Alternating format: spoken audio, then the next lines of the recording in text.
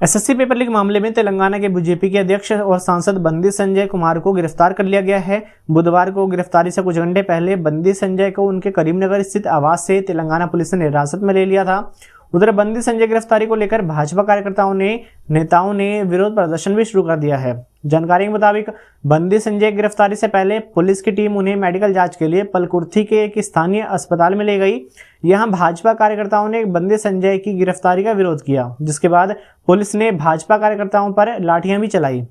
भाजपा महासचिव तरुण चुग ने बुधवार को तेलंगाना भाजपा प्रमुख बंदी संजय गिरफ्तारी की निंदा की।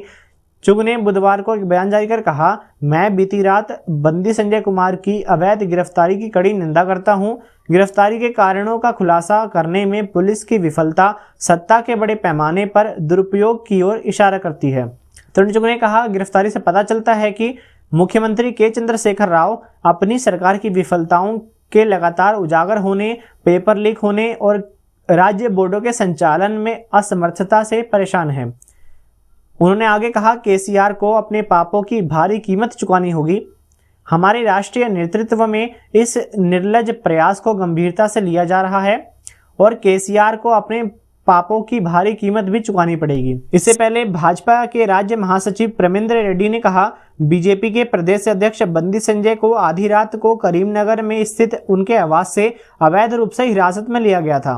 रेड्डी ने कहा कि यह और कुछ नहीं बल्कि तेलंगाना में पीएम मोदी के कार्यक्रम में खलल डालने की चाल है। आधी रात को एक सांसद के खिलाफ इस कार्रवाई की क्या आवश्यकता थी? उन्होंने क्या अपराध किया है? उनके खिलाफ क्या मामला है? पुलिस हमें कुछ नहीं बता रही है। उन्होंने आरोप लगाया कि इस कार्रवाई के पीछे कारण यह है कि हम पेपर लीक मामले को लेकर केसीआर सरकार के खिलाफ आवाज उठा रहे हैं। ये लोकतंत्र के खिलाफ है। कल रात को जो खेल खेला गया है वो असंवैधानिक भी है और गैर कानूनी भी है। भारत की सबसे बड़ी पंचायत लोकसभा के सदस्य को, जबकि हाउस चल रहा हो, उनके घर से जबरन बिना वारंट दिखाए, बिना एफआईआर दिखाए, बिना कुछ बताए उठा लिया जाता है और झूठे मनगढ़ंत पर्चा उन पे दर्ज कर दिया जाता है।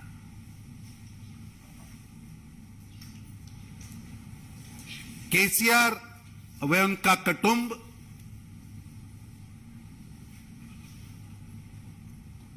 भ्रष्टाचार में पूरी तरह फंसा हुआ है। तेलंगाना की गलियों में, तेलंगाना के चौराहों पर उनके परिवार की तानाशाही, उनके परिवार के वंशवाद द्वारा लूट खसूट, उनके अहंकार की गाथाएं, उनके भ्रष्टाचार की गाथाएं लोग गा रहे हैं, जिससे जनता के मन में उनके प्रति एक आक्रोश है। और पिछले दिनों जिस तरह स्टेट पीसीएस के, पब्लिक सर्विस कमीशन के एग्जाम का पेपर लीक हुआ, जिससे हजारों नौजवान आक्रोशित होकर सड़कों पर उतरे। भारतीय जनता पार्टी उन्हें न्याय दिलाने के लिए तेलंगाना के नौजवानों के साथ खड़ी थी और उस आंदोलन में हमने पार्टिसिपेट किया। वो आंदोलन हम आज भी लड़ रहे हैं।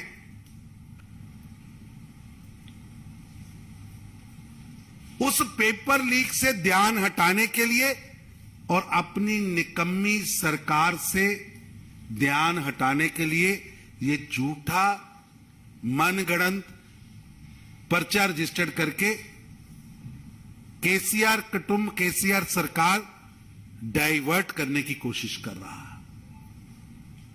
हमारा आंदोलन तेलंगाना की जनता के लिए है हमारा आंदोलन तेलंगाना के छात्रों के लिए है। भारतीय जनता पार्टी का वो आंदोलन जारी रहेगा। संजय बंडी जो हमारे प्रदेश अध्यक्ष हैं, वो एक व्यक्ति नहीं है, वो तेलंगाना की आवाज बनके, वहां के नौजवानों की आवाज बनके लड़ रहे हैं। उनकी लड़ाई तेलंगाना के लोगों की लड़ाई है, तेलंगाना के नौजवानों की लड़ाई है, वो रुकेगी नहीं। आज भी पूरे तेलंगाना के हर मंडल स्तर पर केसीआर सरकार का पुतला दहन हुआ है और आगे भी वहां के लोगों की लड़ाई भारतीय जनता पार्टी तेलंगाना लड़ती रहेगी। लेकिन ये अलोकतांत्रिक, असंवैधानिक, गैर कानूनी जो काम केसीआर ने किया है, केसीआर की सरकार ने किया है, ये उनकी निराशा, हताशा और कुंठित जो उनका मन है, घबराहट है, उसको प्रदर्शित कर रहा है। निश्चित रूप से केसीआर साहब समझ रहे हैं, उनको समझ आ गया है कि अब उनके परिवार की तानाशाही, उनके परिवार के भ्रष्टाचार, उनके परिवार के वंशवाद की लूट का जमाना जाने वाला है। भारतीय जनता पार्टी संजय बंडी जी की गैर कानूनी गिरफ्तारी का, उन पर डाले गए मनगढ़ंत आरोपों का खंडन भी करती है और हमारा संघर्ष जारी रहेगा।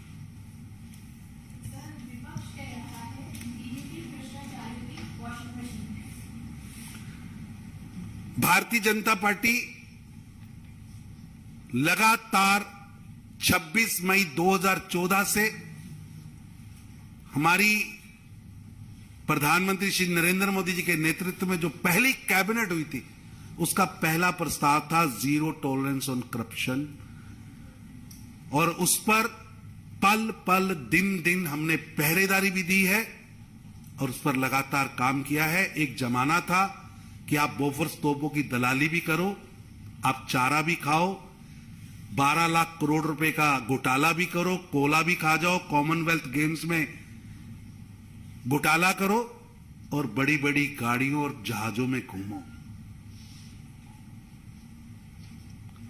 श्री नरेंद्र मोदी जी के नेतृत्व में लगातार भ्रष्टाचारियों पर शिकंजा भी कसा है और लूट का पैसा देश के खजाने में भी आया है। आज राहुल गांधी जी के नेतृत्व वाली कांग्रेस कोर्ट गई है, लेकिन इनके पिताजी राजीव गांधी कहते थे हम 100 रुपया दिल्ली से भेजते हैं और 14 रुपये गरीब के पास पहुंचते हैं। 80 के दशक में, बीच में अभी 4 से 14 के घोटालों की सरकार अलग। आज हम गारंटी से कहते हैं कि प्रधानमंत्री नरेंद्र मोदी जी के नेतृत्व में 100 रुपया दिल्ली से चलता है और गरीब की झोंपड़ी में 100 ही पहुंचता है। ये हमारी कमिटमेंट है और एक भी ऐसा व्यक्ति नहीं है जिसको हमने बचाया हो। भ्रष्टाचारी है, उसकी जात, धर्म, पंथ, पार्टी, ये हमारी सरकार नहीं देखती। धन्यवाद।